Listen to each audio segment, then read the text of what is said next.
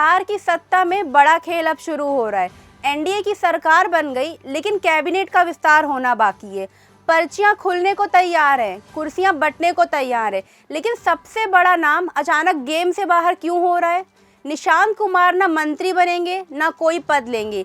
क्या ये silent planning है या सत्ता का सबसे बड़ा स्मार्ट सेटअप? अब सोचिए आप कि बिहार की राजनीति में एक ऐसा चेहरा जो अब तक पर्दे के पीछे था, अचानक सामने आता है, लेकिन पावर से दूरी बनाता है। कहता है मैं 4 महीने तक जनता के बीच जाऊंगा। अब सवाल ये है कि ये सादगी है या सियासत की सबसे गहरी रणनीति है। आज के इस वीडियो में हम खोलेंगे निशांत कुमार की एंट्री की पूरी इनसाइड स्टोरी। बिहार की राजनीति लंबे समय से एक सवाल पर अटकी हुई थी, नीतीश कुमार के बाद क्या? और इसी सवाल के बीच एक नई एंट्री होती है, लेकिन जिस तरह से होती है वो सबको चौंका देती है। आमतौर पर राजनीतिक परिवारों में एंट्री का मतलब होता है सीधा पद, सीधा पावर, लेकिन यहाँ कहानी बिल्कुल उल्टी लिखी जा रही है।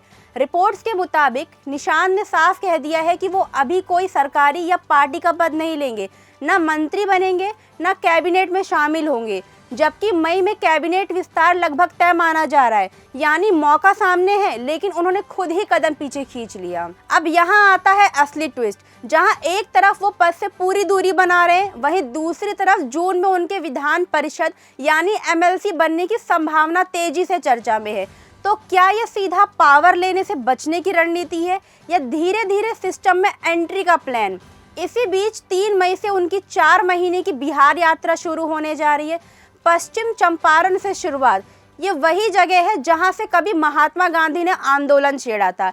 ये सिर्फ एक रूट नहीं, एक मैसेज भी है। पूरा बिहार, 38 जिले, गांव-गांव जाकर लोगों से मिलना, कार्यकर्ताओं को समझना, ये कोई साधारण यात्रा नहीं, ये पूरा पॉलिटिकल ग्राउंड वर्क है। और अगर आप ध्यान से देखें तो ये मॉडल बिल्कुल वैसा ही है जैसा कभी नीतीश कुमार ने अपनाया था।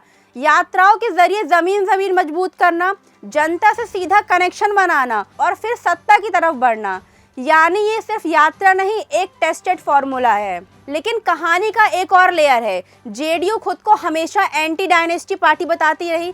ऐसे में अगर निशांत को सीधे बड़ा पद दिया जाता तो सवाल उठते, विरोध होता। शायद यही वजह है कि उन्होंने खुद को एक ऐसा कार्यकर्ता के तौर पर पेश करने का रास्ता चुना है।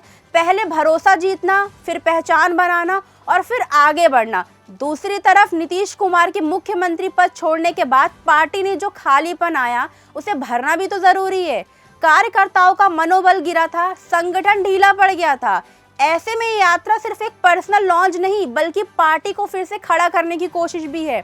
अब सबसे बड़ा सवाल यही है, क्या ये सिर्फ संगठन मजबूत करने का मिशन है या फिर एक लंबी राजनीतिक स्क्रिप्ट का पहला चैप्टर? क्योंकि टाइमिंग, फैसले और सेटअप सब कुछ बहुत कैलकुलेटेड लगता है। मार्च 2026 में राजनीति में एंट्री, मई में यात्रा और जून में एमएलसी बनने की संभावनाएं, और आगे शायद यही वो रास्ता है जो सीधे नहीं लेकिन बहुत दूर तक जा सकता है। तो क्या बिहार को उसका अगला बहुत बड़ा चेहरा मिल सकता है या ये सिर्फ एक एक्सपेरिमेंट है जो वक्त के साथ बदल जाएगा? लेकिन अभी के लिए एक बात साफ है, निशांत कुमार की 4 महीने की यात्रा सिर्फ सफर नहीं, बल्कि बिहार की राजनीति में एक नए अध्याय की शुरुआत हो सकती है।